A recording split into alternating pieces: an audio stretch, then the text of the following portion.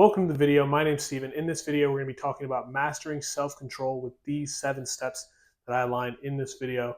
I make this channel for business owners, entrepreneurs, like-minded individuals to help grow themselves, grow their brands, and become better people.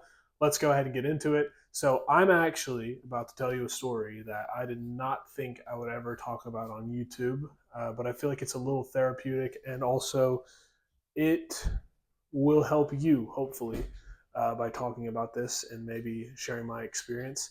And you can share your experience in the comments with self-control as well too. I'd love to hear, what kind of things have happened in your life that you have lost your self-control or emotional control. So about 2 or 3 years ago, I was at a bar, and during this time period, there was this girl there that I had known for a long time and was really like kind of interested in. We were like back and forth. I really could never tell. Honestly, looking back on it, I don't really even think she was into me, but I was into her, and I like kind of wouldn't let it go. And so anyway, I found out that day that she was not interested in me, and I was like blackout drunk. I was beyond drunk. I don't even really remember the conversation. Um, but she told me about it afterwards, and like we're cool now and whatever. But basically, I lost my emotional control, and I went up to her, and I was like just kind of giving her shit for not like not being with me. And it sounds like really stupid looking back on it. And like I have a girlfriend now, and I love her, and it had like this doesn't affect me today. This was like very long ago. Um, but it was very strange, and I didn't think that I would ever talk about it. But I basically like kind of got in her face about it, and I was like really upset. And I don't know if I was crying or if I was really upset, but it, from what I heard from other people that were there, it didn't look good. Like it's very just kind of rude. I was like interpersonal space. I didn't, believe me, like I didn't hit this person. There was nothing. Um, there's no animosity either. Like I saw her a couple weeks ago, and like we were cool. It's not like I was being overtly a dick, but from an outside standpoint, I looked like an idiot. And all my friends saw it, and her friends, and everyone in the bar. A lot of people knew me there, and I just looked like an idiot. And so I ended up apologizing about it later. Um, and like I said, everything's cool. But I lost my emotional control in that moment, and I think that was like once that had happened to me, I didn't want anyone else to feel that way ever in their entire life. And it had nothing to do with her. It had nothing to do with the situation. It had everything to do with me and my ability to control myself.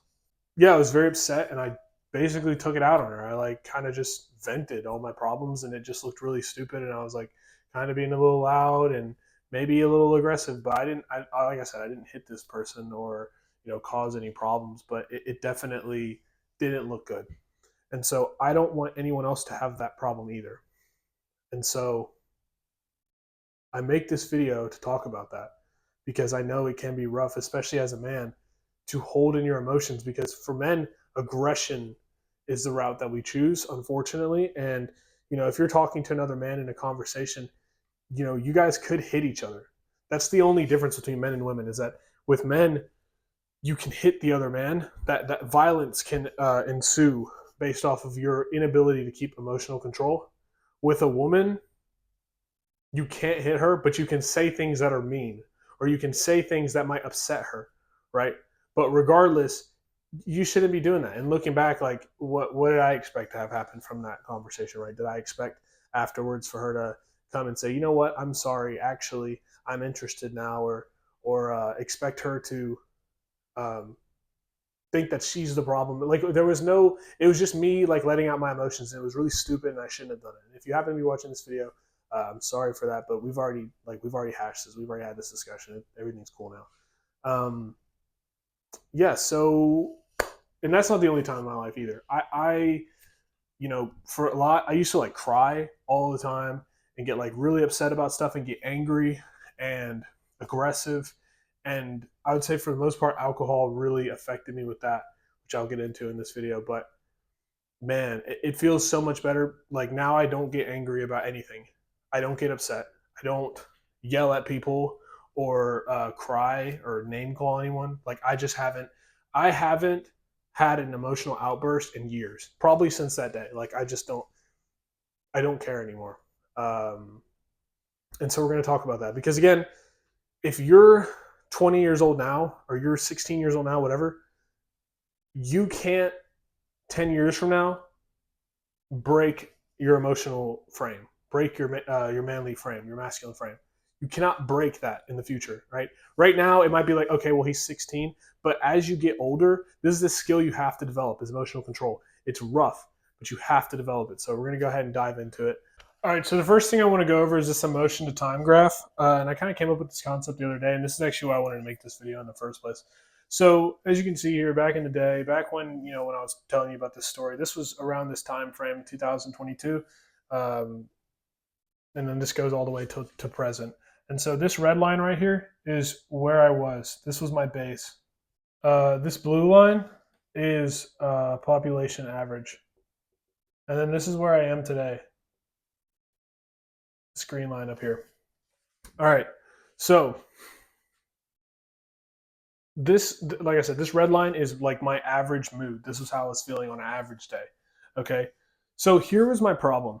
All right. And this is where you can kind of see what the issue is here is that my emotions flipped from high to low. Okay. And sometimes they were based on what drug I was taking or what I was feeling that particular day. And the lows were again based on what drug I was taking and what I was feeling that particular day. Right. And so as you can see, the different in the levels of my peaks from troughs was exponential, right? These are massive peaks and drops. Because my emotions were all over the place, this is why I would act out and why my emotional stability wasn't. It's all about stability. It's not about like even if you're stuck down here, at least you're stably unhappy. Now you need to raise that bar, but at the same time, at least you're down here, right? You're stable down here. But as time went on and I started to get better, uh, I got I got happier as a person as time moved throughout the years, and now I am here. I would consider myself happier and healthier than 90% of the population, and maybe I'm crazy for saying that, but I truly believe that's the case. And you can fight me on that if you want to, but I don't really care. But as you can see here, my peaks and my troughs are closer together. And so we were looking to bring our peaks and trough closer together. But more importantly as well, we're also looking to raise this bar from, say you're at the red line to the green line. And so that's what this video is about. And so if by the end of this video, the ultimate goal is to get you to this green line, or if not closer to that green line, and also stop you having from such high frequencies like I did back in the day when I had very bad emotional control. First one is meditation. So, meditation, I know I've talked about this many times on my channel. Meditation is very important. You need to make sure that you're breathing and that you're understanding and analyzing your thought patterns. And so the only way you can do that is by sitting down every day, taking some time out of your day for 5 to 10 minutes and meditating. And if you say, hey, this isn't working for me and it's not doing anything and I still feel angry, it's because you haven't meditated long enough. It's like the gym. You can't go lift, you can't do 2 bicep curls and expect to have massive biceps. Like these one right here. Check that out for the camera. Check that shit out. Yeah. But this was years. I took years for me to get this bicep, and I wouldn't even consider it the best looking bicep. But that's because I put so much work in. So that's the same thing with meditation. It's going to take you some time, take you a lot of energy, but at some point you'll get there. You'll get the results you're looking for with meditation. But I would just start and keep it up and then see where you are in 6 weeks. Now, the second one, I talk about this a lot too, is purpose. Now, purpose is very important because this helps you figure out where you're going to allocate your time and your fucks, okay? Your emotional fucks, like what you care about, all right? I give a fuck about this. I give a fuck about that. I don't give a fuck about this. I know I'm using that word harshly, but I'm particularly using it from the book, The Art of Not Giving a Fuck, which is Mark Manson's book. After I read that, I just stopped caring. Really good book. I would check it out. When you develop your purpose, you are now aligning your life with the things in your purpose. So say this is your purpose, and video games and like TV are out here, they don't align with your purpose. So you won't give a fuck about these things anymore. This stuff will not matter. And so what's important to understand about that is that, like, say you're playing video games and you get mad at the game, like, you can just be like, ah, well, I don't really care, because your purpose is so important. Your identity is derived from your purpose, right? Your name is just a soundbite. That's not who you are. Who you are is your purpose. And so if you develop this purpose, then other things outside of your purpose don't inherently matter. So when someone comes to you with their problems, you might listen or you might want to help them out, but you're not going to get all riled up either. Like, you don't have anything to get riled up about, because it doesn't matter, because your purpose is what matters. And you might think that's selfish, but it's not. This is all that truly matters, is your purpose. That's why God put you on this earth. And so if sometimes you have to shut certain things out or not do certain things so they don't align with your purpose, then that is how you're supposed to live your life. That will bring you happiness and fulfillment. All right, number 3 is stop caring. And again, I've already talked about this with your purpose, but if you have a purpose and you meditate, other things won't matter, right? Like, I know people that hold on to grudges and hold on to issues and just bottle it up inside of them, and you can even hear it. Like, I've had conversations with people before where the entire conversation they're just complaining about how this one person did them wrong at work, and about how their favorite sports team failed to win the game, and they aren't making enough money, or whatever the case is. I hear a lot of people complain. All right. And the thing is, if it doesn't align with your purpose, first of all, it doesn't matter. So that favorite sports team that keeps losing games doesn't matter. You not making enough money, if the vehicle you're using to make money is not aligned with your purpose, then quit doing it. Right? Quit doing it. Go find something that aligns with your purpose.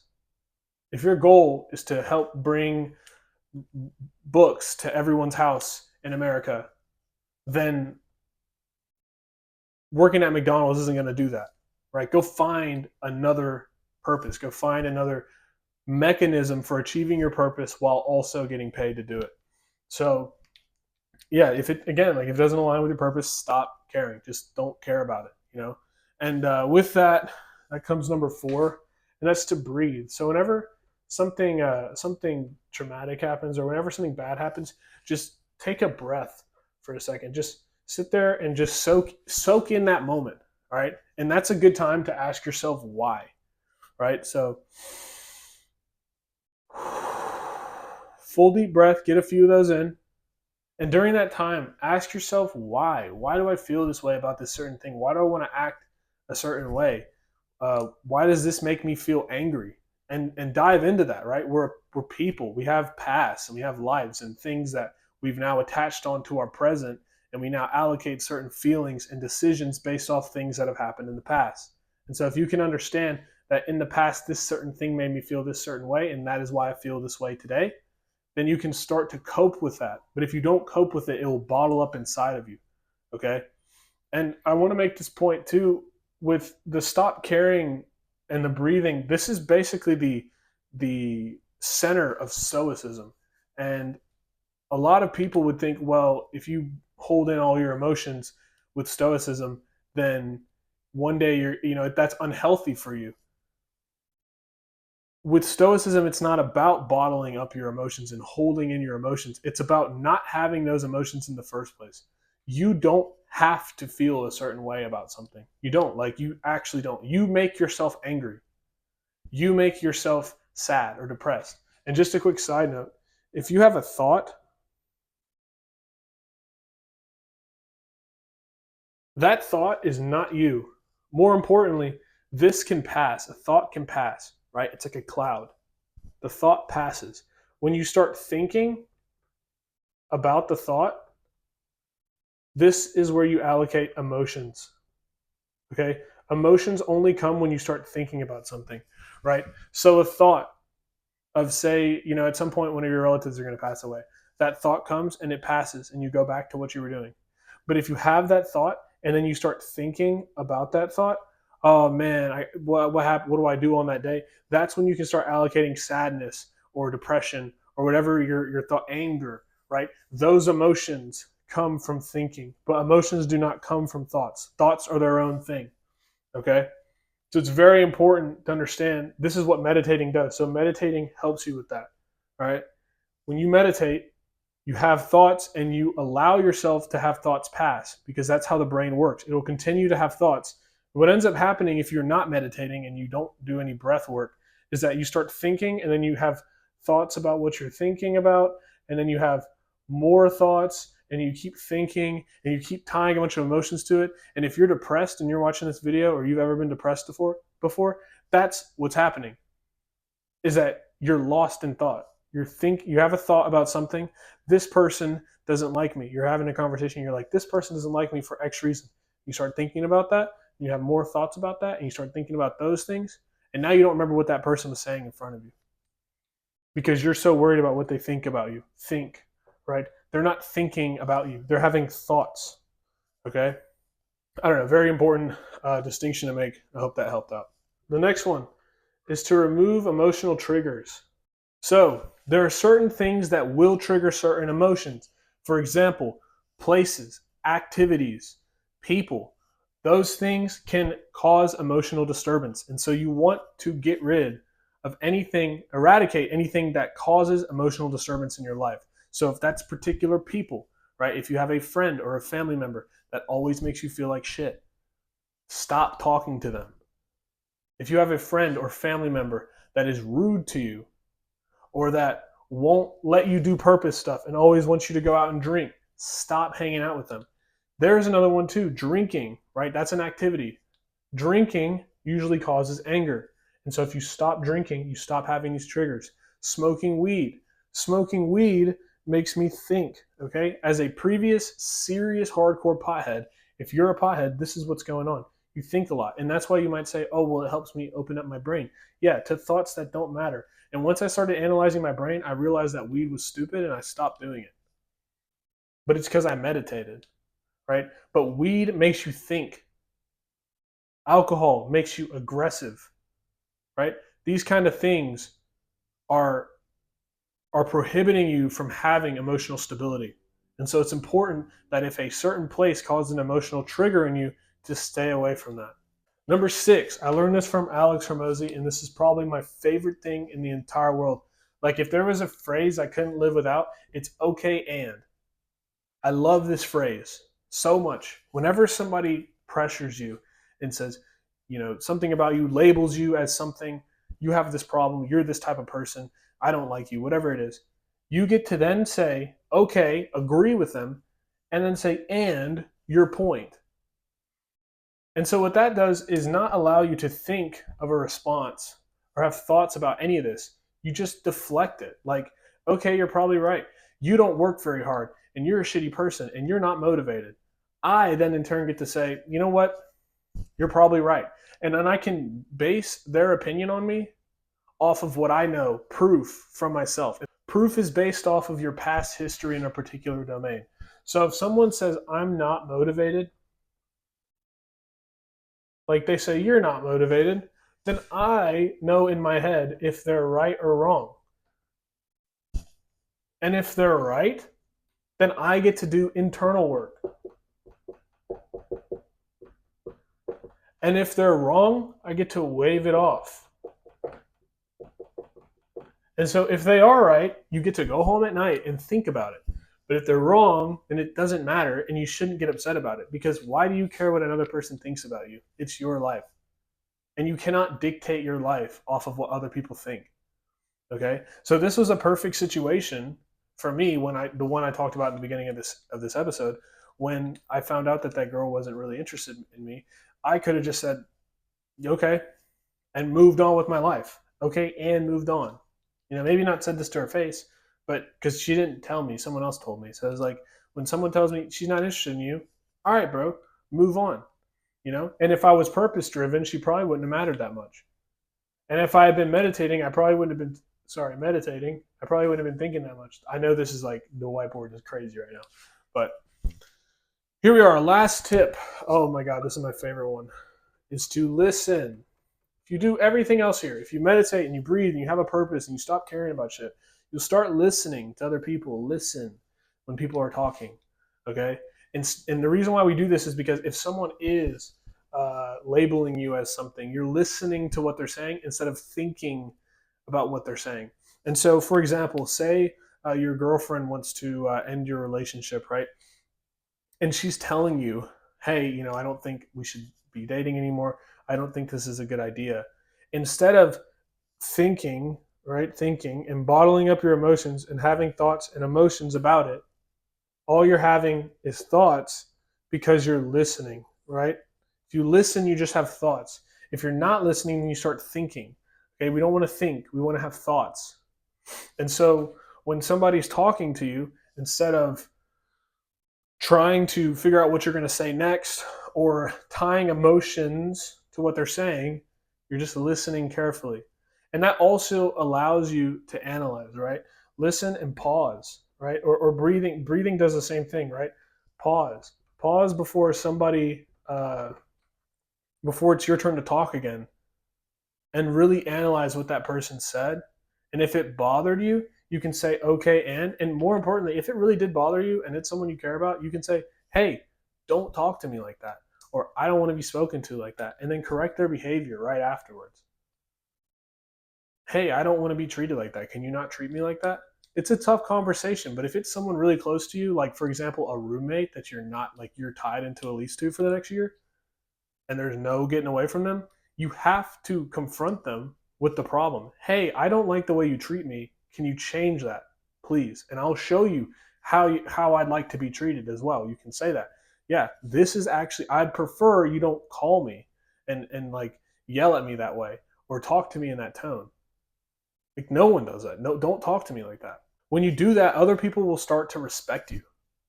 And if you want respect, then you have to have emotional control. You have to be able to tell people how you're feeling without coming off with your emotions, right? Because you can tell someone, look, I could have told that girl, hey, look, I feel like you led me on. I wasn't really happy about that. You know, that's it. That's probably all I should have said, really, seriously. Hey, I'm kind of done with this. Like, I feel like you led me on and I don't really want to be friends anymore. I could have said that, but instead I didn't. And that's because I didn't have emotional control.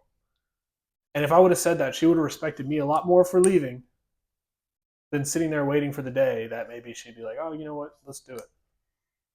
And again, I know that's a really crazy story, and it was almost like I almost didn't say it. I've been like putting off this video all day actually because I was going to talk about this and I thought about it yesterday, and I just thought maybe it'd be inspiring for someone to hear, because maybe they've had worse situations, right? I've never hit someone or fucking told someone off that I shouldn't have, or said some really foul shit.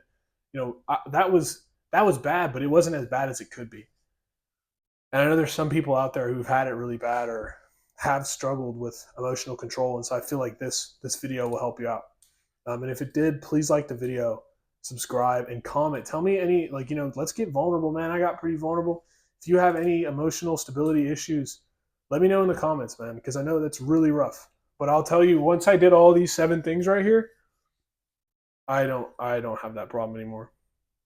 And I actually thought about this because my girlfriend, I think like her mom was asking if I ever got upset or angry with her, and I kind of just realized like I don't, And she was like, "Yeah, he never really gets angry with me," and it just kind of hit me like I really don't get angry. I don't get upset about things. I always have a very positive and happy mindset.